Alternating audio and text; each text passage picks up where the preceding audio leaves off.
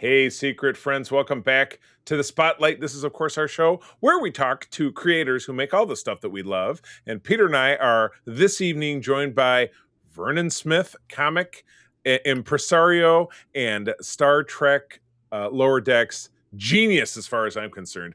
Good evening, sir. How are you today? I'm good. Thank you so much. Yeah, I think everyone kind of considers me a genius. So uh, And humble. right, me and apparently you now too. So cool. That crowd has just doubled. I appreciate that. I love. Nice. Oh my gosh! Well, really looking forward to chatting with you, of course. And I really enjoy that lower decks title. But let's get the ball started rolling in the right direction. Tell me how you got started in the biz. Tell me how you got started doing comics, doing Star Trek comics. Oh, comics in general, I've been doing ever since I was a kid. Like I drew these, Yeah, you know, elementary school, high school, all that stuff. Then kind of fell away from it for a while, and then like in my late 20s, I was like, man, I kind of want to get back into that. And I met a buddy of mine who was drawing stuff from Marvel and DC, this guy Derek Donovan, and I was like, all right, cool. So I'm hanging out with him and doing stuff, and I was like, I always wanted to kind of do like my own creator own stuff. And so another friend of mine from high school that I used to draw comics with, he gives me this thing about like self-publishing, and it was like the Cerebus guide to self-publishing. And I was like, oh, I remember Cerebus from like the indie Ninja Turtles comics, like in the 80s. yeah, me too. Yeah. And apparently it was like this dude that did like a 300 issue run from like the 70s to the early 2000s for Cerebus. And so Man, oh like man. I get into the whole like self-publishing comic stuff, and I came up with something that I wanted to pitch to like Diamond, who was the main distributor and who basically was like a publisher. It's like they would turn stuff Right. down or accept. And so like I did like a whole issue, and this is before like print on demand comics. So I printed up like a couple of thousand copies Oh and man. show that I was like professional.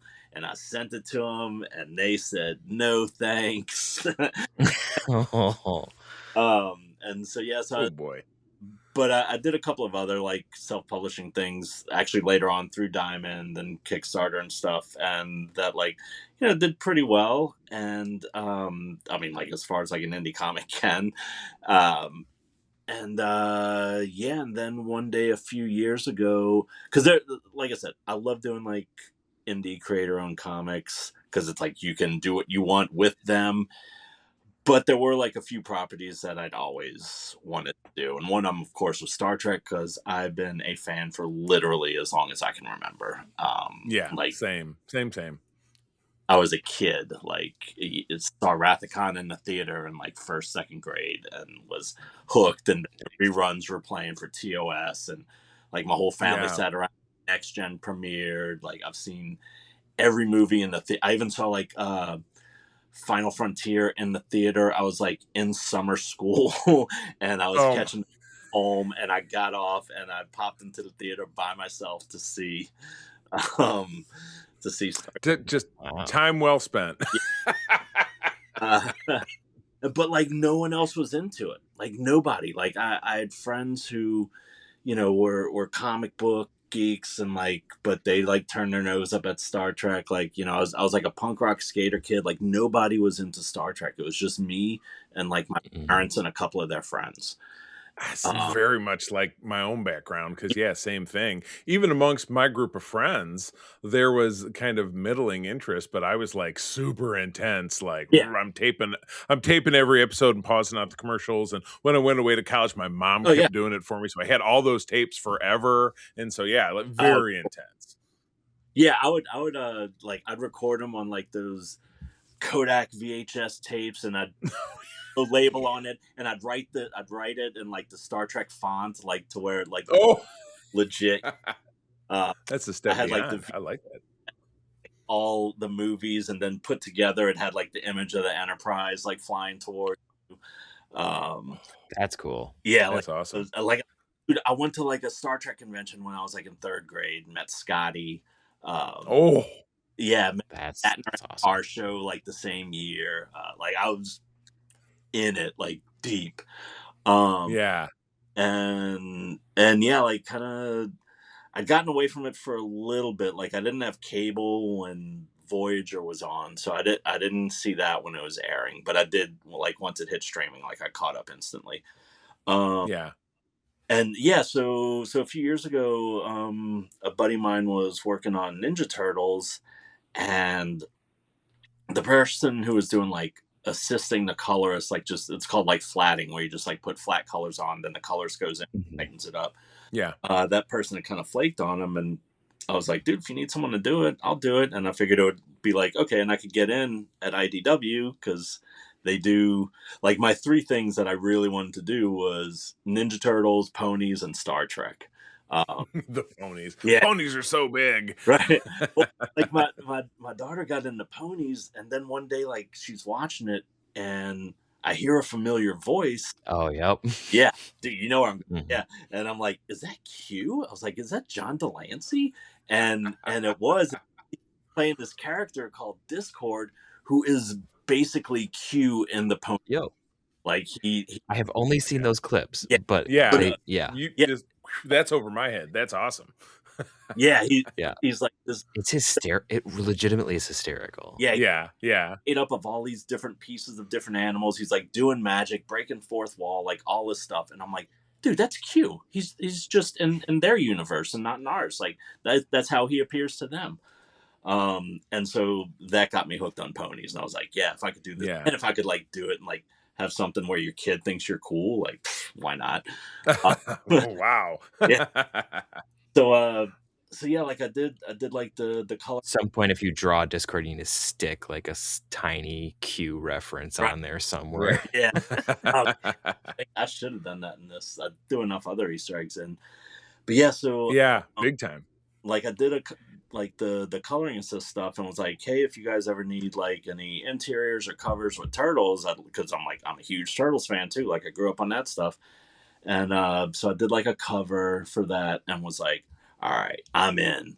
The door's open. Like I've made it through, and so like I'm emailing different editors. I'm getting nothing back at all. Oh, But then so I'm in New Orleans and we get like Fan Expo here, and one Right. the editor for Star Trek, Heather Antos, was there, and We've had her on the show. uh, We've had her on the show. dude, Yeah. awesome. That's yeah, I love her to death. And so I was like, all right, I'm gonna go talk to her, and but like I didn't just want to be like, oh, here's pages, because like these guys get hit with Yeah. Right. hire me like all the time, yeah. and not only from new people but also from people working for them. So I was like, I wanted to do something different. So I drew like a picture of her on the Enterprise D in next gen uniform, captain's rank, in the captain's chair, because I was like, she's a captain of Star Trek right now. Flattery will get you everywhere, right? Absolutely. Yeah. Yeah. And I was like, it'll show something different. It'll show I can like that I've got a handle on this. And yeah, like she really liked it, and I had like my iPad on me, and my main screen on that was the Turtles cover. So I was like, here's something else I did too. So again, showing her stuff that's not just the hey, here's stuff that you've seen over and over again. And she was like, yeah, I saw that. I really liked it. And I was like, all right, cool. So it was like the cover for the Halloween special. So it's like the Turtles were trick-or-treating at Shredder's house in Dimension X. Whoops. And yeah, so I just like chatted with her off and on over the course of the show, and then at the end I was like, so if you met someone and they wanted to keep in touch with you, like how would they go about doing that? And she tells me, and so we're just like going back and forth, probably over like a 5 or 6 month period, just kind of checking in, sending her stuff, sending her some samples. I was like, yeah, if you've got any test scripts, I'd be happy to do it. She sent me a script for one of like the current Star Trek issues that was going on at the time. So I did a couple of pages. She sent me some notes. I actually like followed the notes, because I was like, are you just sending me this for something to keep in mind, or is it like you want to see what I do with your notes? And she's like, show me what you do with my notes. And I was like, okay. So I improved on her notes, sent it back in, and also again, just don't waste any time on it. Like, show that I can do it, that I can do it good, and I can do it quick. And it was like, for the first thing, it was 4 pages, and I think I sent it back in like 3 or 4 days. I was like, just like don't sit on it. Then when she sent me the notes, I turned it around in like a day or two, got the revised pages back in. And then I was like going on a camping trip, and she responded to an email that I'd sent and was like, hey, can you resend me some of those sample pages? So I did. I pulled over in like a Burger King in the middle of nowhere, hopped on the Wi-Fi, sent these sample pages. Yeah. To get to like the camping cabins, like, and she's like, can you do some likenesses for Jim, Kirk, Sam, Kirk, and La'an from Strange New Worlds? And I was nice. Like, absolutely. So I did that, sent them in, and she was like, want to offer you it's like a 5-page story in Star Trek 500. It was like an anthology. Oh yeah, I remember. Of like about 7 different stories. Yeah, and I was like, yeah. So again, it's like, it's not just random issue 22. It's like, this is a big issue, and it's from one of the current shows. Like, it was, that blew me away. I was like, hell, that's neat. Yeah, and awesome. If I'm rambling, feel free to cut me off. No, you're good. I think it's like with these, we take notes, but sometimes we really got to like pull stuff out of people. You just been talking about interesting stuff. Oh, okay. So we're good.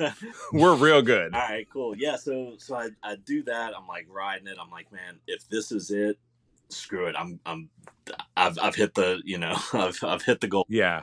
And then like a few months later, I saw that they just announced they were going to be doing like a monthly Lower Decks series. Like at this point, they've done, I think, a 3-issue miniseries. Yeah, I read that one, and then I end up falling back into this current one, and just absolutely finding it to be like the most fun thing I read. And I read a lot of comics, not only just because I've been a Marvel guy since I was 6. My first licensed comic was Star Wars, and then I got into Spider-Man when I was 10. Yep.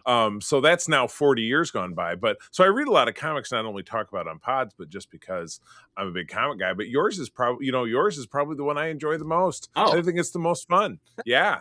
Big time of anything I read, Marvel and DC. Yeah. Awesome. Dude, appreciate it. Yeah, that's what, and I try and make it that way too, because it's like when I saw they were announcing it, I'm like, hell yeah, dude! Like I love Lower Decks. And like I said, I cranked out a couple of pages. I was like, here's what I could do, and she's like, because I saw that it was originally going to be like a different artist every 2 issues. Like it was going to be 2-part stories. Issues 1 and 2 is one story, 3 and 4 is another story. And I was like, all right, if I could get in the rotation, that would be golden. And she's like, I really, really love these. We're set for like the first, I think, 6 issues. And I was like, okay, so I'll check back in again. And then it was the assistant editor, Cassandra Jones, she's like one of the main editors now. And she's like, yeah, we want to offer you issues 9 and 10, like a 2-part story on Lower Decks. And I'm like, yes, indeed. Yes, indeed. Yeah. And again, it was just like, do it good, do it fast, like just just show you're not a lunatic. Except for that minor bit of crazy that you need for Lower Decks. Right. Yeah. And then like I ended up hitting it off with the writer and stuff, and like we're messaging back and forth, and he's like, dude, you get it. I'm like, yeah, I do. Like, because it was like we're talking about the Ferengi, and I'm like, can we do like the ones where they're like wearing the fur sashes with energy? And he's like, oh gee, yeah, do like the hand claw things over their head, right? And right. Did it get the laser whips? I can't remember if it was the whole complete look. Yeah. The Marauder Mo look. The original Marauder Mo. Marauder Mo, those were the actual action figures that Quark had when he was a kid. Do Oh, you remember the episode of DS9? He goes home, and my mother thought it was just hilarious. She was watching the episode, and his mother says, "I found your Marauder Mo action figures," and she's like, "I wish I could have talked you into leaving them in the packages." And she was like, "Oh, They'd be he made a worth crack more about than- taking them out of the packages takes away the value." And I was sitting there watching that with my mother. And Yeah. it was pretty funny because look around. If you could look around, Yeah. I got a lot of figures in here. That's awesome. Yeah, So, well, cool. So we did like the So, 2 issues, and then like they had someone else for the next one. Then they hit me back like a few months later and was like, "Hey, we really love working with you. Paramount loves you. The writer loves you. You want to do like a 6-issue run?" And I was like, "You never have to ask me that. Like, you just send me scripts and I'll do it no matter what's going on." Yeah, say less. yeah. That's it's funny, Peter. This is the first time I think we've ever done that where we haven't had to ask him like more than one question because you've covered everything that we wanted to ask about. I absolutely love it.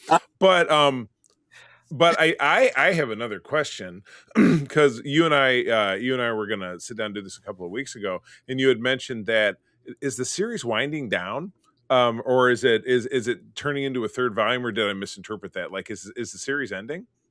I'm not sure. I know my Okay. run on it is. Okay. Yeah, I don't know like the inner workings, like if someone else is gonna like if they're gonna get back into like rotating people through, because it's like some of the other people could have been working on other stuff. Gotcha.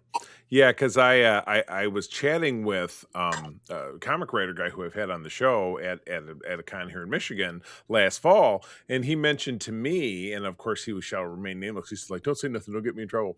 But Marvel tends to really focus on just having runs of 10 issues, and then they'll end it, and then they'll start a new volume. And it's something around they're trying to limit their risk, or they're trying to have a new number one like once a year, which I just think, I mean, I grew up in the era, and so did you too, where it was just, Amazing Spider-Man started in 1961. Right. And the first volume of it ran until, issue 700. Yeah. And then it became volume. And then if you have a little flow chart, you can keep track of what legacy number it's supposed to be. They're about to hit 1,000, which I think is pretty crazy. This is the first Marvel title that's going to do that. So that was kind of my first, like, God, they're not ending it, right? Because it's just, I get really, really enjoy the hell out of that comic. I think it's incredibly well written and drawn. Thanks.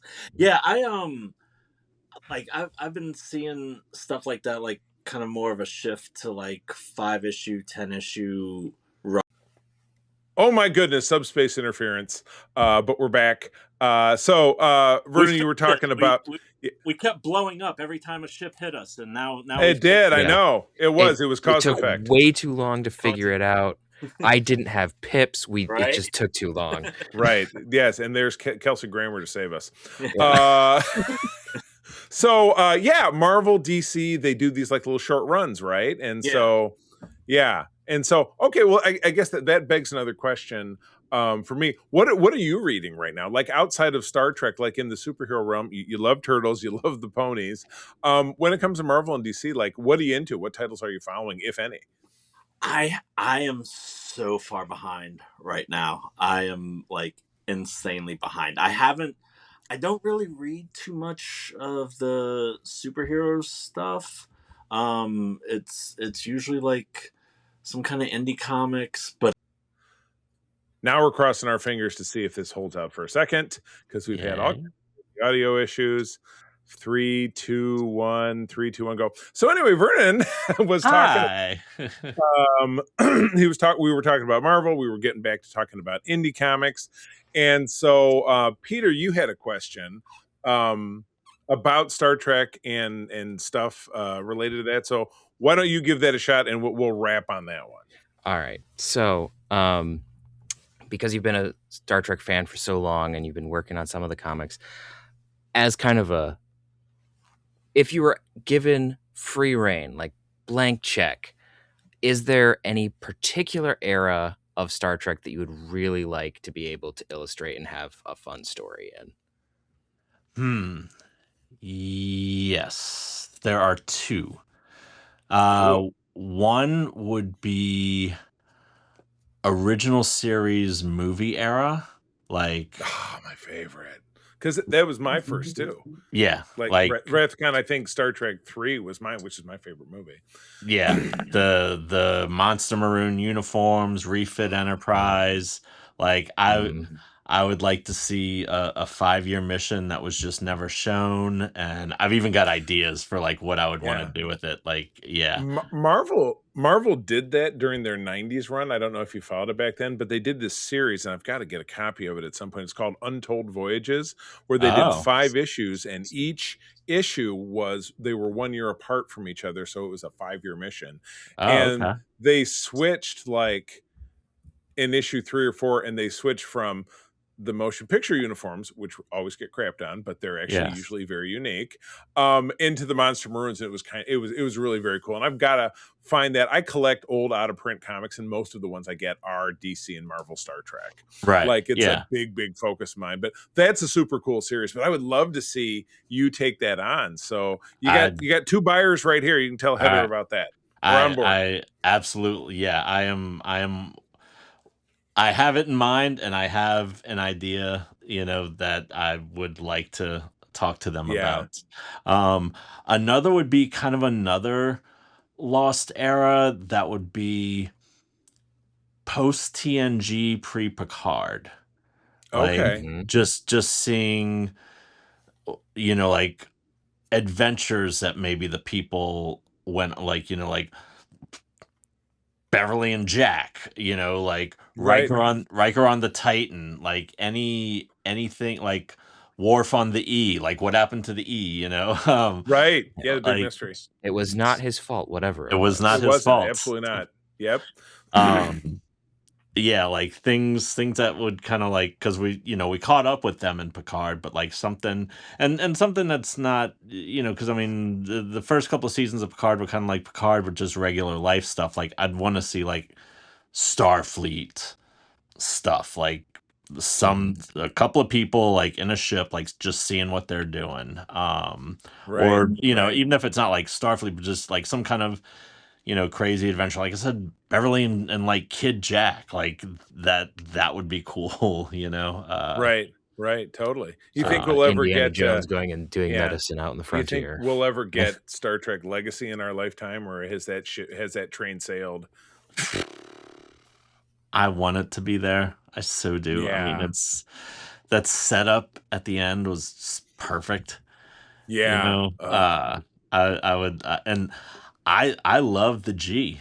Like Yeah. the Titan A / Enterprise G. Like I thought it was super cool. Like when I first saw it and saw stills, I was like, okay. It kind of like I had Enterprise C vibes with it, which Yeah. now like after drawing a few issues of like there's an ambassador class that they have in lower decks coming up, and which they showed it on in the issue that just came out a few days ago. Right. And It's sitting in my queue. I got to read it. yeah, and I was like, dude, I really like the ambassador class now. Like I've Oh, I've me an too. Enterprise C from Eagle Moss now, like because I was like, dude, I love this ship. Oh, Like it's yeah. so That cool. It's underrated. Yeah. Yeah. That Connie 2 will always be my baby, but beyond that, Yeah. I like the C. I do like the C. Yeah. Yeah. Oh, awesome. Refit Constitution's still my favorite. Like that's Yep, Connie 2.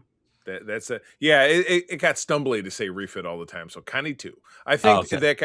I think still it got say refit. I think it got referred to that in an episode of Discovery by one of the B players. Oh, who was that's talking right. about Yeah, how he yeah. liked old Reese, ships, and he called it Connie 2, and I was like, that's what I'm going to call it from now on. Call it my baby, the Connie 2. That's what I always call it. I wasn't sure if Connie 2 was the Titan A, since I know that was like a Constitution. I think they called it Connie 3. Oh, or a 3. Okay. I think they called it like a Neo Constitution class. Yeah. I think was another. It has something that got both thrown around. names. It gets called a Neo Constitution or Constitution 3. It depends on who you ask, but it has both names. Right. Well, while we're begging fate, I'll start to wind us up. But I always love to ask the same question. Like, what else? What else you got going on? What's so you're hoping you're hoping to keep this vein going with Lower Decks. But what else is on the horizon for you? Or any Star Trek, really. Like that, love it. Yeah.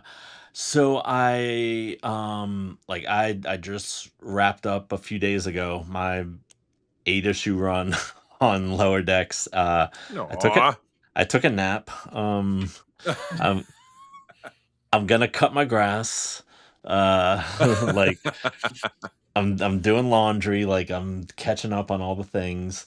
Yeah. So I am currently, oh, there's one thing I can't talk about, but I'm not Okay. sure. But That's all right. another thing, I'm doing Doug Drexler, the guy that like Yep. designed the NX-01 Yes. and We a had bunch of we other had stuff. Doug on the show about 2 months ago, and we saw that you put him in your latest issue. Peter shared me a screen cap of the issue I Oh haven't yeah, yeah, read yeah. yet. Yeah, Yeah. yeah. So this guy Jason Smith, who's Yep. director, yeah, did the Trek Star documentary about Drexler, Yeah. and I bought what my bonus was, the storyboards. So I have those I oh, to get cool. framed. Yeah. That's awesome. Yeah, I'm doing a Doug Drexler print like Lower Deck style. Um and Oh. it's gonna be like that same like pose that he's doing in the comic where he's like kind of pointing up with the two fingers and stuff. Yeah. And then there's gonna be like a bunch of stuff going on behind him, like just like the craziness of like a movie set and stuff, and he's just kind Oh of there like man. guiding the ship. Um Yeah. and yeah, so I know that's going to be like a poster for the documentary. It might also be like a CD cover or DVD cover for like physical copies. I'm not exactly sure. Um, but yeah, that's the next thing that I'm doing, and I don't know what else. I have a list of things written down, and I can't find it Yeah. because That's okay. my office is kind That's of okay. a mess. But That's all it's right. Where and I have some links for you. You're on Instagram. You're on Facebook. You've got a page over on DeviantArt. oh Any other god, yeah, I places forgot that about that. people should find you? I'm You also forgot about on that. Maybe not that one then. yeah. I need to. I mean, I was active on that like 20 years ago, but I know I've put Right. like some stuff I since then up there. Uh, yeah. but yeah, pretty much mostly Instagram and Blue Sky, which I'm Vernon draws on both of those. Okay. And I'll put I haven't been as active as I should be, but now that I've got a bit of a break here, I should be doing those more frequently. good Um, deal.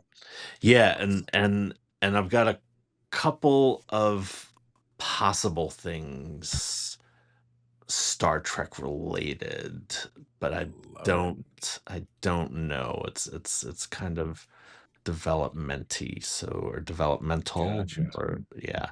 Um It's in Development-ish. development somewhere. Yeah. Yes. yeah, Well, I'll tell you but what, or at no least the matter pitch what. part of it Yeah. is like it's Yeah. No matter yeah. what you get, come back here and talk to us about it on a Oh day yeah, when we dude, can get a good anytime. when we can get a good internet connection, and we will make sure that everybody knows about it.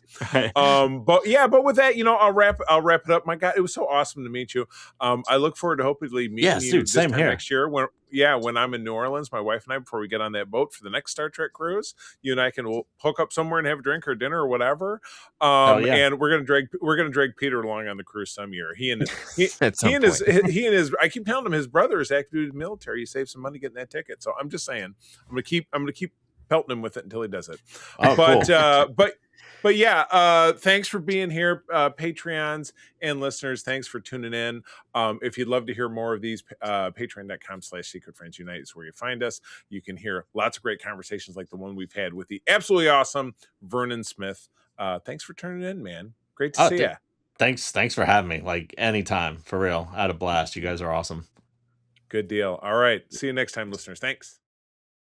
This podcast is part of the Secret Friends Unite podcasting network, available on Apple Podcasts, Spotify, and podcast services around the galaxy, as well as video on our YouTube channel. You can support Secret Friends Unite by becoming a Patreon member, get bonus programs and more over at patreon.com/secretfriendsunite. Join our Discord community for even more discussions on all things geek. For all the latest updates on Secret Friends Unite, make sure to follow us on Threads at secret.friends.unite and visit secretfriendsunite.com. Find our merchandise at TeePublic and Redbubble. Thanks for listening, and may the Force live long and prosper.